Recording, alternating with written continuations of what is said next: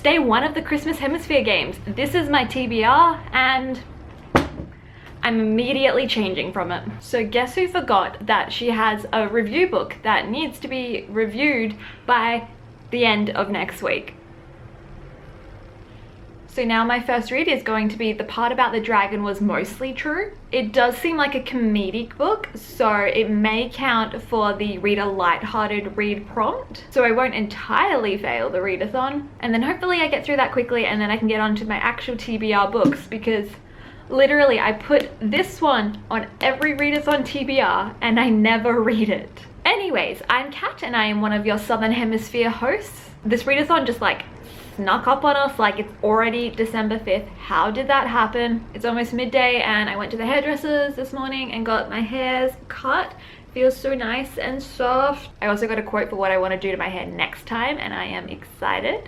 And the bookshop told me this beauty came in. I'm so excited. This is the US special edition of Shadow and Bone, and my god, it was expensive, but it's pretty. And let's open it. It's so shiny on both sides and it's so pretty. I really wanted the US special edition because I like this so much more than the blue of the UK Australian special edition, and this just makes more sense, like the gold for Alina and the black for the Darkling. Oh my god, it's so pretty. Look at it, it's so pretty. They've got some stag antlers on the corners and then like the roof, Russian roof type things. Okay, that's a bit boring. Ooh, the stag.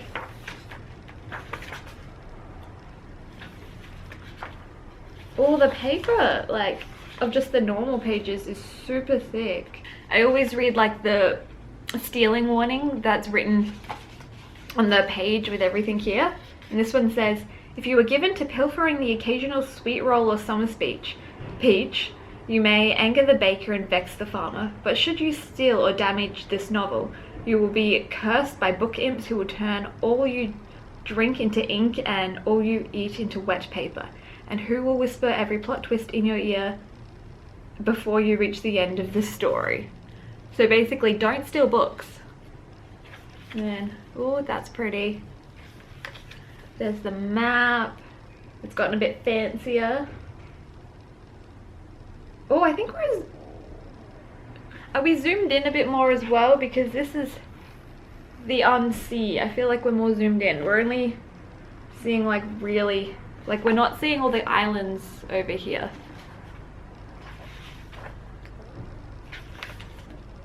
Oh, and then each page has like a border outline. Alright, and then it's got a letter from Mal. There's a letter from Mal in there. Do I want to read it? I don't like Mal. But look at this beauty. You can't see it, but right above the Shadowhunters one here is my Leigh Bardugo section, and I kind of want to show this off in its full glory. Like, Leigh Bardugo just fits in this little one here. Where am I going to put it? I don't want to put it like that way with the rest. I want to showcase it. Maybe I just put it in front of the rest of the books, because this is getting full. Like, Cassie Clare already takes this whole shelf and then this one here, and I think because I have the second Malik book to go in here, so I feel like I'm going to move the Codex and just put it up here and put that there.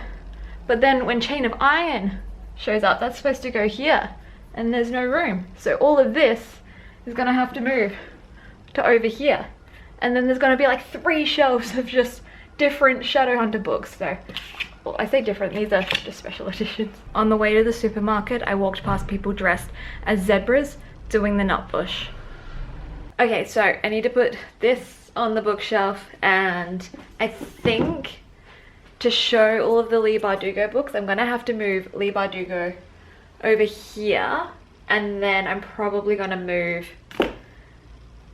Victoria Aveyard over here. Red Queen is now over here, and Leigh Bardugo has joined the big three to have her own full-sized shelf, because I know it will be added to. And then I get to show off both of these pretty books. The pile of random fantasy goes here with a whole bunch of other like fantasy and sci-fi. The Lunar Chronicles is down on this little shelf here. Here used to be this one, and then this one gets to move all the way down to the bottom. Current state of the shelves. It's just so pretty. And now it's time to actually read. I have my first book here, which is The Part About the Dragon Was Mostly True by Sean Gibson. It comes out this month. It will be out by the time you see this vlog. I think it comes out on the 15th of December. Parliament House Press is the one publishing it, and it sounds super funny. Like, the tagline is, if Tina Fey and Terry Pratchett co-wrote a fantasy epic, it would be way better than this. The premise is that there's Eloise the Bard, and she's like spread this story about this grandeur of like a thing about a quest that happened, and everyone believes this story about bravery and everything, but then she's like, oh, I mean, actually it didn't happen like that. This is actually what happened. And yeah. So I'm just going to imagine Eloise as like a female version of Jaskier from The Witcher. It's only 340 pages, so I should be able to get through it pretty quickly.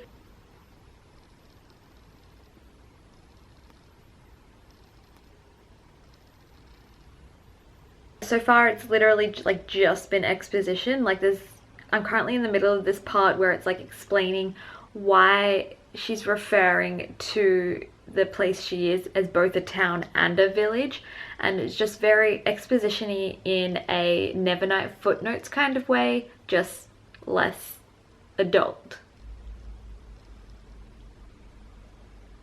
He's gonna say we're good to go. Everyone right to go? Yep. Firstly, today is the 37th day with 0 cases of coronavirus. Hell yeah. State. And yesterday there were 8,377 test results received. So I watched today's press conference, which is like, used to be like a daily thing, now it's a weekly thing that most of us watch because all big changes to restrictions happen on Sundays. And basically, once again, nothing changes for me. Like, the one thing that kind of changes in my life is that when you go to the hairdressers, you don't have to wear your mask anymore, but it's strongly recommended that the hairdresser does. I would wear mine anyway. In regards to reading, I did no more yesterday. My eyes are feeling a bit better today, but today I have a whole list of Instagrams and TikToks that I want to get done. And then at the bottom here, I have my 3 videos that I want to go out by the end of the year because I've just been terrible with doing YouTube videos for the past few months. One of the videos is this reading vlog. Another one is the Lord of the Rings watching vlog, which I just have to edit. And then the last one is my top 5 books of 2020. Someone just walked past my window. So I'm all made up. I've taken one picture today. I did that while I was on the phone to my mom. Tonight I am heading to the cinema for the first time since February. I am going to see Happiest Season with Sarah. Cinemas are now open with COVID safe plans, and it's 37 days COVID free in Victoria, so I think it's time to go back to the cinema. This is my Selena look, and just no one ever look at the back because for some reason this wig just took another picture. This one is about my tears ricocheted, and I wanted to do something where like I was like face down, like crying on the bed and stuff, but I could not get the angle I wanted because it's just me, and the tripod on the bed was very precarious and you could see it and it just wasn't working. So you get my legs again, but I am wearing my folklore cardigan in it, and it's actually not too hot today, so it's actually nice to be able to wear this. Oh, maybe I'll get to actually wear it when I go to the movies. Oh, it's only 20 degrees today and it's 18 tomorrow. It's summer. It shouldn't be doing this, and the camera's dying. Cool. So yeah, maybe I'll wear my cardigan. Yeah, there's Emma's live stream currently happening, which is on mute so I could film this, but... Where'd the chat go? Why do I keep losing the chat? Okay, I don't have much time before the camera battery dies again. But this here, I did this for an Instagram. Basically, the prompt was your dream Sarah J Maas crossover, and now spoilers for like everything. In the last book, Aelin falls through all these portals because of all the things, and then, you know, one of them is ACOTAR. We're pretty sure another one is Crescent City, and I reckon another one is Catwoman Soul Stealer, the book that Sarah J Maas wrote for DC. So, in this, we have a Sarah J Maas multiverse confirmed. But since Catwoman is part of DC, we have a DC multiverse confirmed, which breaks it open to so many different things. So we go down to like the DC CW TV shows, and then the DC CW TV shows crossed over with Lucifer. Lucifer, an angel. You know what else also has Lucifer? Supernatural. Supernatural also has its own confirmed multiverse. I don't know what's happening with it now, but it was there. Supernatural has crossed over with Scooby-Doo. Scooby-Doo has crossed over with many things, but the one I chose to put on here was the Addams Family. Now, we go back up to DC. DC and Marvel have crossed over many times. Here we've got Teen Titans and X-Men. And then we, you know, I did a roundabout thing to go to The Flash, Wonder Woman. Superman and Spider-Man have crossed over. We have the time-traveling Legends of Tomorrow up here as well because I love them. But Superman and Spider-Man, we go into the Marvel Universe. Captain Marvel is here because I love her. Now, we follow this all the way back down to Aelin. And then we go up to Queen Mab. And she shows up in so many different things. She is apparently a character in Hellboy. Hellboy has crossed over with both Marvel and DC. Back to Queen Mab. She is in Romeo and Juliet. She's in the Dresden Files. She's in the Iron Face series. She was in True Blood. She was in Merlin. Merlin. Camelot. Camelot was rumored to be real. So was Camelot real? Our world is now on here. So can we cross over with Throne of Glass? But all of this to say, basically, I need Aelin to join the Justice League or the Avengers or the Scooby Gang because she could. So I'm clearly doing great at the reading part of the readathon, but I will read tomorrow on my lunch break. And on Tuesday, Mel and I are going to do a Instagram live read with me.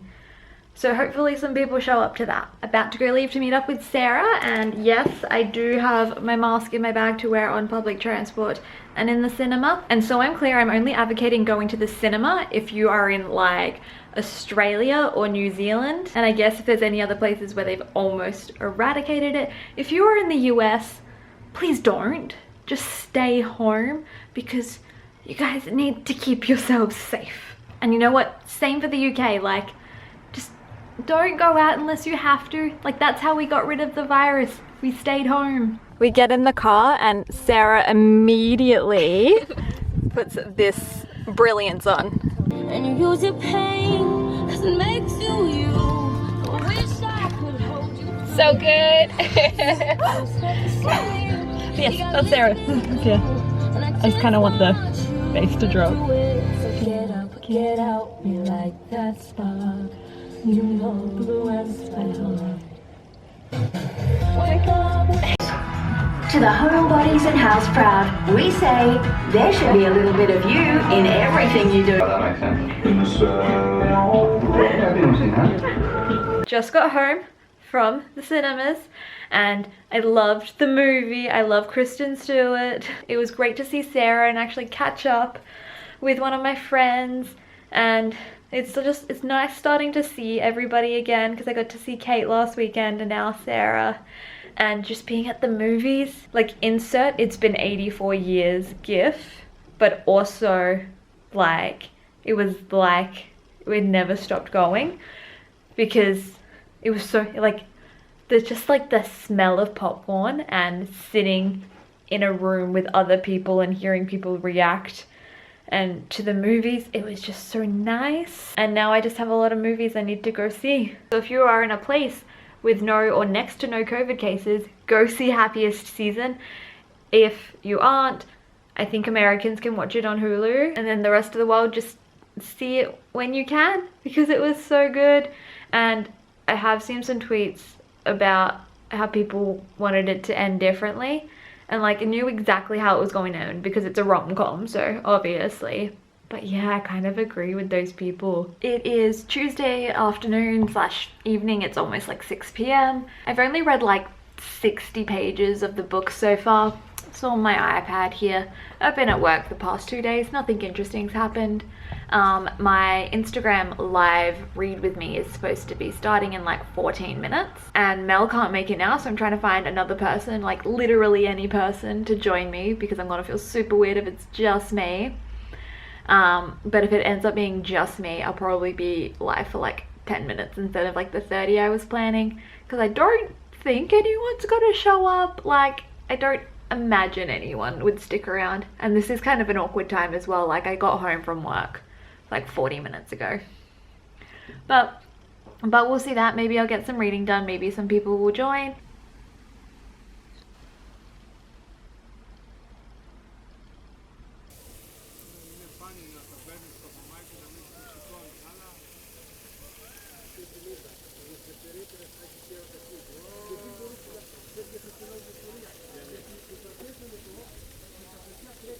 It is now Saturday the 12th. We're on our second weekend of the Hemisphere Christmas games, and I have read next to nothing. Almost halfway in the part about the dragon was mostly true. It's okay. I just don't really care about the characters yet, and the plot hasn't had much to it so far. And like, it's actually been a pretty good morning. Like, life is back in Melbourne. Like, there were people out for brunch and people hanging out at parks, and I walked past an elf and a magician, and the sun's out and it's just a really nice day, and it's so good to have that back. And we can have that back because we have no COVID here. So basically, the rest of the world should have just stayed inside for a few months too, and you'd be normal by now. But let's also talk about yesterday, because yesterday I planned to get so much reading done during my lunch break, and then Disney and Taylor Swift were like, no. Like, so much happened yesterday. Taylor Swift was just like, here's a new album, and we're like, we just got the last one. No Body, No Crime, 'Tis the Season, Ivy, and Long Story Short are my faves. And then Disney.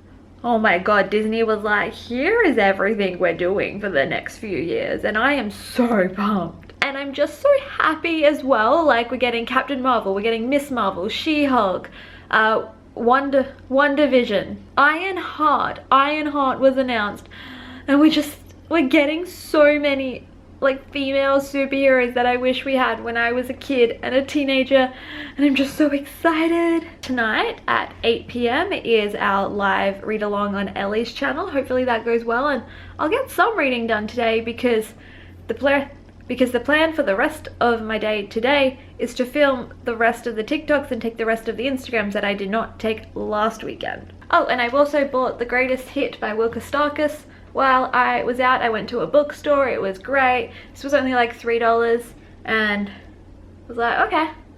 Well, you can see it's $3 because the one thing that annoys me though is this is on the cover. This is not a sticker. Like, now I'm always gonna remember that I paid $3 for it. But yeah, I actually have no idea what this is about. I've just seen it all over Twitter. Okay, TikTok time. This is the TikTok that I am using the sound for. Questions for you. So if you use the sound, tag me.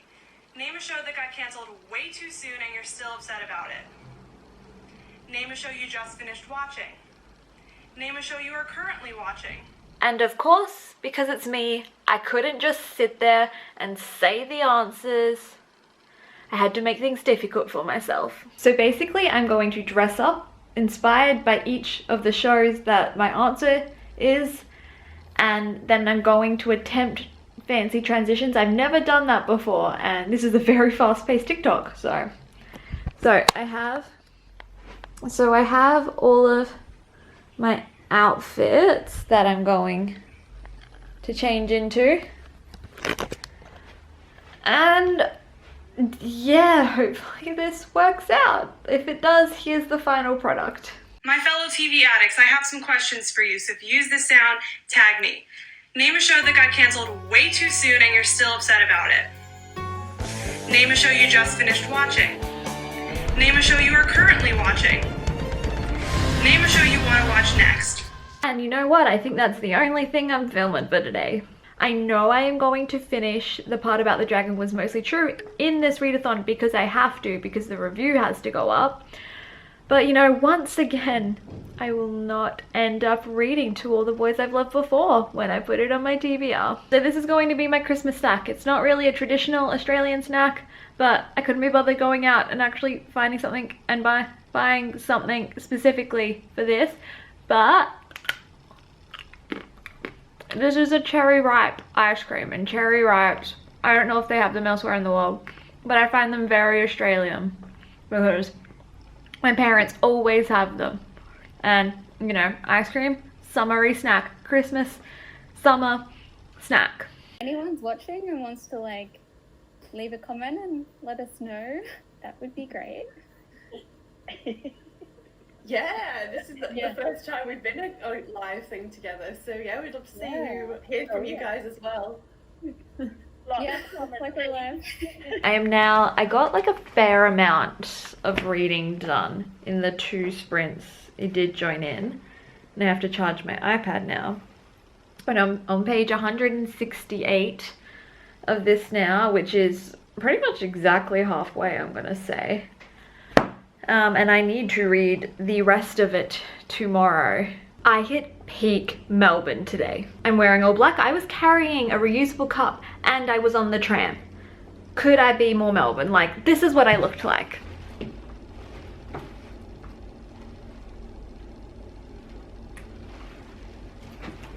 Like, could I be more Melbourne? No reading done yet today, but what I do need to do is tell you about my Christmas. But yeah, my Christmases have changed in the past few years since I have moved away from home to a different state. And this one was gonna be a little dicey as well, because it could have been very, very different. So I live in Victoria, Australia, and I come from South Australia. I moved here almost 3 years ago, so this is like my 3rd flying home for Christmas. And I almost didn't get to do that because the borders between South Australia and Victoria just kept opening and shutting because of all the cases. But thank God they are open and I have my permit saying I am allowed to enter. And yeah, so for Christmas this year, I will be flying home on the 21st. And it's usually my mum and whoever is driving her picking me up from the airport. But this year it is going to be 2 of my best friends picking me up from the airport because the second the borders were open, we were like, oh my god, we haven't seen each other in forever. We need to have a slow motion run and hug at the airport. So we are making that happen. I have confirmation that we are allowed to hug in airports. So we're gonna make it happen. And then from there, I will be just spending time with all of my different groups of friends and seeing family and stuff. And then Christmas Eve, we usually go to my home church's Christmas Eve service. But I've been told this year it's like a booking system because they like have to cap the amount of people that are going, because Christmas Eve is always packed at my home church. And the fun thing about my home church is it's never really like a traditional Christmas nativity anymore. Like growing up, it was always like the story of like going to the different inns and stuff. I have played a star, I have played angels, but then my church made a switch to creatively showcasing the Christmas story. There was this one year that they did like a X Factor type thing where like each group sang a song about like what was happening. So they like, the angels came up and sang, then the wise men came up and sang and stuff. And then there was another year, I think I was in year 7, and basically it was the traditional like nativity thing, but me and my friends got to play these like peasant kids that were just sitting off to the side commenting on everything. So it was like, oh my god, did you hear about Mary? And stuff like that. That was fun. My favorite Christmas play was the year that we did a super Christmas. I played Wonder Woman in my church's Christmas play that year. So basically it was kind of the traditional thing, like Mary and Joseph were there and they were trying to, you know, get their way so they can be censused and have Jesus. So we had Wonder Woman and Catwoman, then we had Superman, Spider-Man, Batman, and the Hulk. And it was super fun. We got to like meet up with the shepherds who were just spending their time on Facebook, and we took a selfie together. And it just surprisingly worked because basically the superheroes get together at the beginning and they have this meeting being like, God is sending a new superhero. Our jobs might be in danger. So they go off to find this new superhero. They get there and they're like, this is a baby. Then Mary and Joseph explain that Jesus is going to save people's souls. Their bodies still need to be saved, so superheroes still have their job. I think that was the first year we had our new pastor at church. And so from there, like, this pastor was very much more like on science and actual how history actually happened. Like the traditional, like, going to the different inns story is very likely complete bullshit, because they're going to Joseph's hometown. You would stay with family if you're going to your hometown.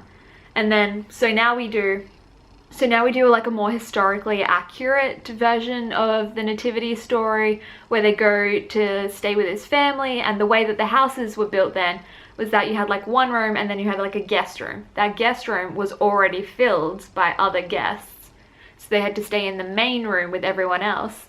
And basically the main room was also attached to like a stable, and in between, like where the where the walls are, there's like a cutout at the bottom, and that's the manger where the animals eat. So that's where they put Jesus. You know what, it just kind of makes more sense. So that's like the version they do now. So along with that, the last one I went to, the pastor was also talking about like the Christmas star and the science behind that, and how like stars work and stuff, which was really cool. And then on Christmas itself, it'll just be me and my mom in the morning, and then either my brother or his brother will pick us up, and then we'll head over to my brother's house. Christmas used to be at my parents' house, but then after my dad died, my mom was like, nope, I'm not dealing with that mess anymore. So now it's always at my brother's house, and it's gonna be me, my mom, my brother, his partner and his kid, and my sister and her 4 kids and her partner, and then my brother and sister's brother, and possibly my brother's partner's mother, and then my brother's partner's like siblings and their kids. To us that is actually a small Christmas, because we used to do Christmas with like my aunts and uncles and all my cousins and stuff as well. This is literally just like immediate family. But then we will have Christmas lunch there. We will likely be inside.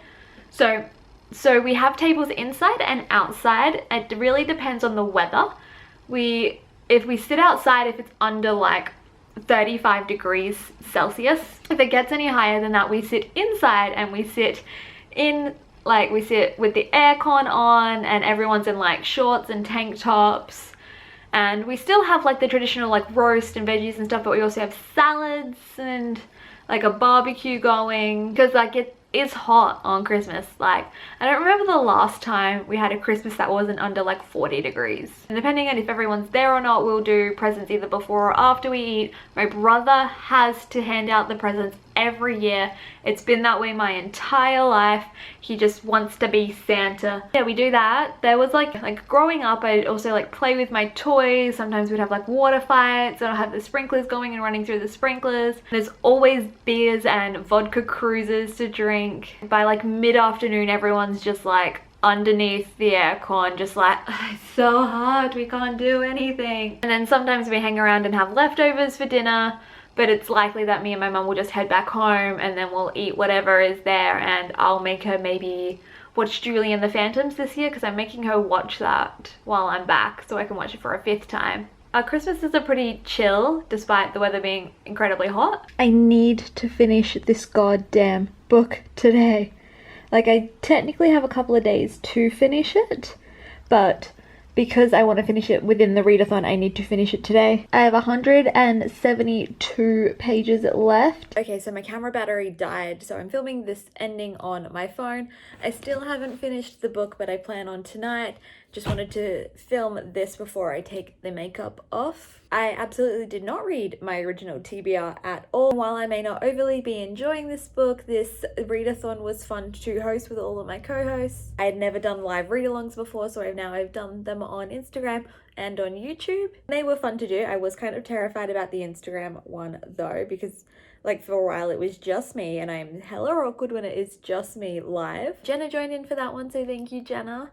And then the YouTube one was really fun because there were 5 of us and we were in 2 different time zones, like literally like 12 hours apart or something like that. And thank you to everyone else who joined in with the readathon. This was our first Hemisphere Christmas games. And yeah, I hope everyone has a great Christmas and a holiday season, and that everyone has a great new year and next year is better.